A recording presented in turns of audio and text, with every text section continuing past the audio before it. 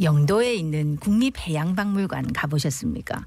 지난 3년간 다양한 변화가 있었는데 한국해양대 교수에서 제3대 국립해양박물관 관장에 임명된 김태만 관장의 3년 임기가 지난 12월 17일로 끝이 났습니다. 그동안 국립해양박물관은 어떻게 바뀌었는지 또 어떤 성과가 있었는지 짚어보겠습니다. 이제는 전이네요. 전 국립해양박물관장이시고 한국해양대 김태만 교수 스튜디오에 함께합니다. 어서 오십시오. 어서 오십시오. 네, 반갑습니다. 예. 시원섭섭하시겠어요. 12월 시원합니다. 17일. 뭐 섭섭한지 시원한지는 인터뷰 나눠보면 알겠죠. 예. 그 12월 17일에 국립해양박물관장 임기 끝나셨습니다. 소회가 어떠세요? 예, 그동안 3년 동안 맡겨준 소임을 다했다는 생각 때문에 아주 홀가분하고 편안하게 잘 지내고 있습니다. 네. 예. 그래도 그럼 요즘에 또 어떻게 지내고 계신지. 예. 예, 그 한 3년 동안 그 소위 말해서 대학 교수 하다가 이 소위 국립기관장을 하다 보니까 네네. 9 to 6가 제일 힘들었습니다. 그래서 이제 매어진 생활을 하다가 네네. 해방감에서 최근에는 여러 군데 여행도 다니고 머리와 몸을 좀 많이 네. 좀 릴리즈하고 편안하게 지내고 있습니다. 예. 그럼 이제 해양박물관장 때 얘기를 좀 해보겠습니다. 처음에 이제 국립해양박물관장 취임하셨을 때 어떤 생각을 하셨어요? 예, 보통 인터뷰를 취임 때 하는데 네. 2만 사람 불러서 인터뷰하는 거는 또 처음입니다. 재밌잖아요. 네. 아무튼 그리고 그 이제는 말할 수 있는 것들도 또 그렇습니다. 있잖아요. 그리고 예. 후임자가 또 있을 테니까 예. 그 사람들에게 이렇게 이제 앞으로 좀 이끌어가면 좋겠다. 이런 얘기도 사실 방송에 남아 있으면은 따로 안 만나도 해도 되니까 그죠? 예. 여러 가지 의미가 있어서 불렀습니다. 예. 어떤 생각하셨습니까 옛날에? 그래서 처음에는 사실 전혀 뜻하지 않게 불려가서 네. 맡게 되었기 때문에 조금 얼떨떨하기도 했었죠. 근데 이제 해양수산부가 저에게 소임을 줬을 때는 뭔가 의도나 목적이 있었을 거라고 생각하고 어쨌든 주어진 사명 크게 두 가지가 있었습니다. 한 가지는 여러 가지 박물관 내의 여러 가지 불효바움 이런 것들을 좀 안정화시키는 그런 작업을 해달라. 또 한 가지는 국립해양박물관이 한 10년 되기는 했지만 세계적 수준의 박물관으로는 아직 오르지 못했다. 그래서 세계화에 굉장히 역점을 둬서 진행을 해달라 이런 부탁을 받고 저는 그 맡겨진 소임에 최선을 다해서 열심히 했다고 생각합니다. 네. 그러니까 사실 이제 방금도 설명을 하셨지만 취임했을 당시에 박물관에 좀 문제가 있긴 있었다 아닙니까? 그 방금 조금 설명해 주셨는데 조금 더 구체적으로 설명해 주시죠. 예, 그렇습니다. 네. 제가 부임할 때는 전임 관장이 불의에 해임으로 인해 가지고 6개월 이상 공석의 상황이었습니다. 네. 그러다 보니까 여러 가지 좀 문제들이 있었고 소소하게 그리고 이제 가장 큰 것은 제 환영식을 한다고 그랬는지 모르겠지만 저희 그 박물관이 이중 구조가 돼 있거든요. 그거 아시겠는지는 모르겠습니다만은 그 소위 BTL이라고 해서 민간형 임대 사업 형태로 돼 있기 때문에 사실은 공간에 대한 관리 운영 유지는 별도의 운영사가 하거든요. 네네. 그런데 그 운영사의 노조가 제가 오기 3개월 전부터 파업을 시작을 해가지고 사실 굉장히 시끄러웠습니다. 바깥으로. 그런데 이제 소위 말해서 내우외 아니라 할 정도로 바깥에서는 운영사가 이제 노조 활동을 파업을 굉장히 세게 하고 있었고 안으로는 이제 6개월 공석 그다음 공석이 중요한 게 아니라 그 이전에 이제 기관장의 해임이 여러 가지 그 소위 이제 직원 내부의 여러 가지 문제들로 인해서 갈등, 긴장이 굉장히 고조되어 있는 상황이었기 때문에 그것들을 해소하는 게 가장 큰 급선무였습니다. 그래서 이제 그런 것들을 하나하나 정리해 나가는 것이 저한테 제 1차적으로 맡겨졌던 소임이라고 생각합니다. 예. 그러니까 어떤 기관장이 해임이 된 상태에서 그 6개월 공석이고 그리고 이제 내부적으로 여러 가지 직원들 간의 또 갈등도 분명히 많았습니다. 존재했고 그게 이제 외부로 분출됐기 때문에 그거를 이제 어떻게든지 이제 매듭 짓고 가는 게 굉장히 좀 중요한 부분이었는데 그래서 뭐 처음에 어떻게 하셨어요? 그럼 직원들하고 좀 소통을 계속 하신 거예요? 그래서 이제 제가 오기 전에 직원들 상호간의 고소고발, 그다음에 해수부 감사실에서 계속 감사, 그다음에 전임 기관장과 관련된 조사를 위해서 경찰, 검찰들이 계속 직원들을 불러들이고 이런 상황이기 때문에 분위기가 처음에 굉장히 음침하고 쑥쑥했습니다. 네. 그래서 이제 그런 것들을 이제 하나하나 매듭을 풀어가기 위해서 사실 제가 신경을 많이 썼는데 가장 크게 신경 쓴 것이 그건데 그때 아시다시피 코로나 상황이었습니다. 네. 그러니까 직원들 뭐 단체 회식이나 어떤 무슨 뭐 집담회나 혹은 워크숍이나 아무것도 할 수 없는 상황이었고 그래서 제가 할 수 있는 방법은 개개인 직원들을 한 명씩 개별 면담을 하는 수밖에 없겠구나. 그래서 이제 우리 박물관이 처한 문제는 뭐고 또 해결 방안은 뭐고 또 우리 박물관이 좀 나아지기 위해서는 뭘 어떻게 하는 게 좋겠고 또 이제 당면하고 있는 여러 가지 리노베이션 관련된 그런 것들에 대해서 짧게는 30분 길게는 1시간 정도씩 그러니까 매일 하루에 출근하면 아침부터 저녁까지 직원들하고 면담을 한 달 이상을 했습니다. 그러면서 이제 문제들 다 도출을 해봤죠. 그러니까 이제 몇 가지가 추출이 되더라고요. 그래서 이제 전임 기관장의 어떤 여러 가지 리스크도 있지만 우리 자체적으로 여러 가지 이제 문제들 이런 것들을 조금 정리하는 과정이 있었죠.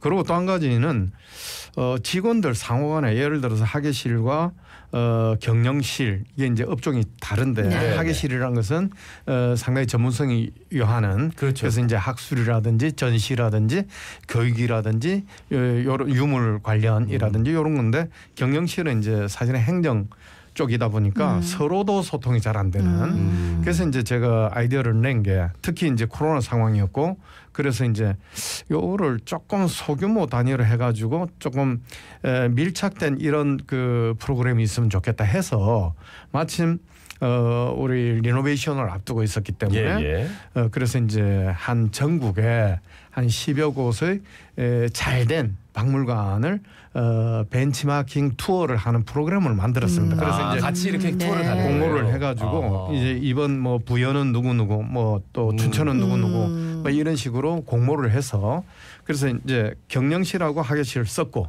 그다음에 팀장 이상급하고 하급 직원을 섞어서 4명에서 6명 정도 팀을 짜서 전국을 좀 돌아다녔죠.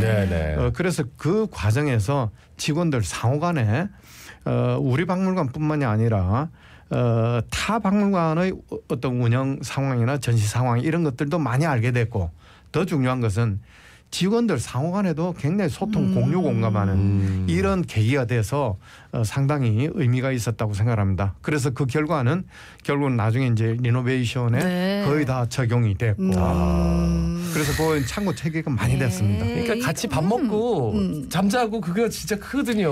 그렇죠. 그런데 이제 코로나 때문에 할 수가 없었어요. 그렇지. 그냥 이렇게 세세하게 한 분 한 분한테 다 공을 들이니까 그게 좋은 결과로 나타나는 것 같은데 말씀하셨다시피 그래서 실제 이제 박물관 전면 개보수하고 우리 방송에서도 소개를 해주셨는데 정말 성과가 컸지?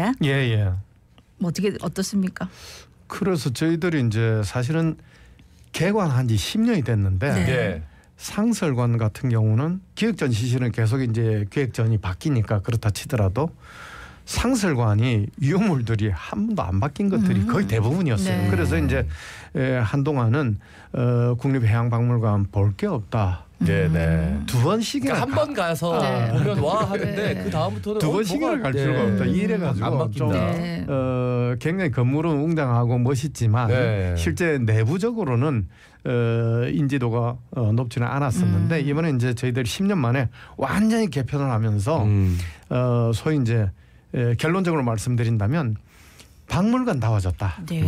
그래서 이제 저희들이 지난 9월 15일 날 재개관을 했는데 10년 만에 재개관을 했는데 일반 시민들도 많이 오시지만 전문가들 소위 말해서 이제 타 박물관 관계자들도 많이 와서 하시는 말씀들이 이구동성으로 야 박물관스러워졌다, 박물관다워졌다라는 칭찬 일변도였는데 그게 저희들이 이제 공을 많이 들인 게 유물도 유물이지만 유물을 담는 그릇인 공간 구조를 어떻게 바꾸느냐 네. 이게 굉장히 중요하거든요. 그래서 이제 이때까지 조금 조도나 각도가 맞지 않았던 조명 등을 전부 다 아르코급으로 전부 다 개편을 한다든지 청고를 낮춘다든지 평면을 굉장히 쾌적하게 바꾼다든지 그다음에 벽면 처리를 동선을 잡아준다든지 그다음에 이제 전시 쇼케이스의 유리들을 전부 다 저반사로 바꾼다든지 그래서 들어가면 굉장히 몰입도 높은 관람을 할 수 있도록 그렇게 이제 만들었고 또 유물들도 지난 10년 동안 저희들이 새로 구입을 하거나 기증받은 유물들이 많은데 이런 유물들도 대접받지 못하고 있었는데 이 유물들이 대접받을 수 있는 전시 연출 기법을 총동원을 해서 굉장히 조금 지금은 이제 오셔도 누구라도 감탄할 정도로 전시를 개편을 했다는 게 그 성과라고 볼 수가 있습니다. 하실 말씀 별로 많지 않다면서요. 근데 이렇게 뭐 구구절절 하실 말씀이 제가 듣기로는 저 국내 전시에만 좀 치중해온 박물관 사업을 해외로 또 확장했다. 이게 뭐 어떤 내용입니까? 제가 오기 전에 2017년쯤에 베트남과 국제 교류전을 한번 한 적이 있습니다. 그 이후에는 사실 국제 교류가 굉장히 약했어요. 그런데 마침 재작년 같은 경우는 2022년은 한중 수교 30주년인데 한중 관계가 조금 소강되다 보니까 아무런 행사가 없는 거예요. 그래서 이제 저희 박물관에서는 한중 관련한 이런 뭐 전시를 국제 교류전을 해보자 해가지고 한중 해양 문명의 교류 이런 제목으로 마침 저희들하고 교류하고 있던 상해의 항해박물관과 연락을 해서 국제 교류전을 하자라고 했더니 그쪽도 오케이 하고 이제 답이 와서 총 270점 정도의 유물이 전시되었는데 70점이 왔어요. 아주 좋은 유물들이 이제 보내져 가지고 우리 시민들한테 공개가 됐는데 반응이 아주 좋았고요. 그 후속 작업으로 그러니까 작년은 중국 항해박물관이 저희들한테 요청을 해서 국립해양박물관이 소장하고 있는 유물들 최고 유물들 한 100개 정도를 선정한 유물이 가기에는 비용도 많이 들고 하니까 이미지를 달라고 해서 저희들이 이미지를 보내줬더니 상해 항해박물관 3층 전층을 3층 전관을 저희들 유물 이미지를 전시를 했더라고요. 아주 잘 됐고 그다음에 이제 뭐 그거는 한중 관계 정도인데 내친 김에 유럽으로 한번 진출을 해봤습니다. 그래서 요거는 뭐 좀 큰 성과라고 볼 수가 있는데 네덜란드의 암스테르담 해양박물관, 그다음에 로테르담 해양박물관, 그리고 런던 그리니치 박물관, 그다음에 이제 프랑스 파리의 자연사 박물관, 요로 그런 유럽 3개국 의 4개 도시의 6개 박물관을 6박 7일에 완주한 그 과정에서 암스테르담과 로테르담 해양박물관은 MOU를 체결했고요. 그리니치 박물관하고는 올해 항해와 시계라는 기획전을 할 예정인데 올해 하반기에 그때 전시되도록 세계 최초의 시계라고 하는 해리슨 시계 1, 2, 3의 레플리카를 제공하기로 결정을 했습니다. 그래서 올 가을에 하반기에 있을 해양박물관 기획전시 항해와 시계 전시에 출품이 될 예정이고요. 그래서 이런 것들이 아마 국립해양박물관이 뭐 한국을 대표하기는 했지만 세계적으로 나아가기 위한 세계적인 박물관이 되기 위한 어떤 발판을 구축한 거 아닌가 이렇게 생각을 해봅니다. 정말 여러 가지 활동들을 하셨는데 국립해양박물관장으로 계시면서 제일 좋았던 점 하나 꼽으라면 어떤 거 꼽으실 수 있을까요? 제가 이제 이때까지 평생을 대학에서만 있었는데 그래서 이제 해양 문화나 해양 문학 등등에 대한 학술적 이론 연구나 뭐 교육 이런 것은 해봤지만 이거를 실제 어떤 삶이나 전시나 이런 데 적용해보지는 못했지 않습니까? 그런데 마침 우연찮게 이제 해양박물관장에 부임되면서 직원들과 협업을 하면서 사실은 이런 어떤 이론적인 부분을 현실화시키는 이런 작업들에 굉장히 그 만족스러웠다고 할 수가 있습니다. 사실 이런 것들은 아무나 할 수 있는 경험은 아닌데 그 과정에서 저는 마치 오케스트라의 지휘자가 된 듯한 이런 느낌으로 그걸 이제 교육, 연구, 조사, 그다음에 전시 뭐 이런 데 적용을 하면서 굉장히 큰 보람을 느꼈습니다. 네. 예. 그러면은 이제 앞으로 더 발전하기 위한 방안이랄까요? 국립해양박물관이 어떤 말씀해 주시겠습니까? 예, 발전하기 위해서는 가장 큰 것은 사실은 예산과 인력이더라고요. 그래서 제가 이제 3년 재임 기간 중에도 굉장히 백방으로 수선을 하고 했지만 그게 하루아침에 이루어지는 것은 아니고 그다음에 예산이라는 것 자체가 우리가 하고 싶다고 되는 게 아니고 정부 기관 산하 기관이기 때문에 모든 것은 기재부가 이제 허용을 해야 되는데 이 기재부나 해수부나 그다음에 이제 국회의원들도 제가 수도 없이 만났는데 이분들의 어떤 인식이 인문문화예술에 대한 특히 해양과 관련된 인문문화예술에 대한 인식 전환이 없는 한 예산을 펑펑 줄 리가 없고 특히 이번 정부 들어서 이제 예산이나 인력의 감축 기조가 있는 한 지속되는 한 증액이나 인력 증원은 상당히 어려운 난제다. 근데 이제 누가 됐더라도 기관장의 역할이 그거를 이제 뚫어내는 것인데 거기에 조금 역할을 발휘할 수 있는 분이 후임 관장으로 오셨으면 좋겠다 이런 바람을 가지고 있습니다. 예. 네. 그래요. 그 바람도 전해주셨는데 또 마지막으로 한 말씀 해주신다면요. 예. 그리고 이제 저희들이 이제 국립해양박물관인데 부산에도 국립기관이 뭐 국립국악원, 국립강제동원 역사관 예.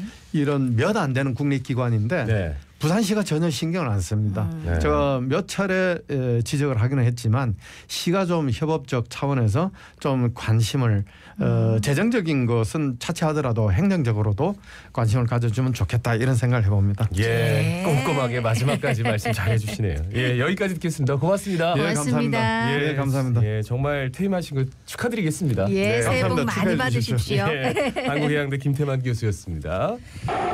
예, 오늘도 건강한 하루 보내입시다. 자갈치 아줌마 18,316회 박성원이었습니다. 아나운서 김동현이었습니다. 오늘도 힘찬 하루 보내십시오.